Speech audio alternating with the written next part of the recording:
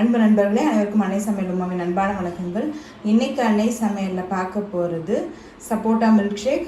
வாங்க எப்படி செய்கிறதுன்னு பார்க்கலாம்.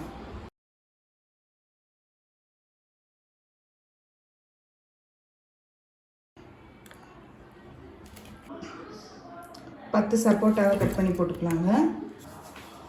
கொஞ்சம் முந்திரி இல்லை பாதாம் எது வேணால் போட்டுக்கலாம். கொஞ்சம் வெண்ணிலா எசன்ஸ்,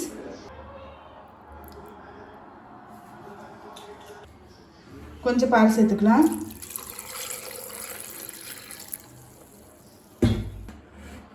கொஞ்சம் ஐஸ்.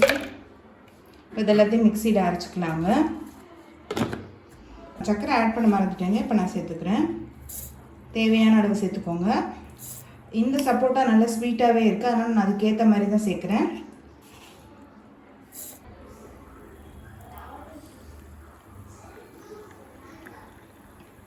இப்போ சர்வ் பண்ணிடலாம்.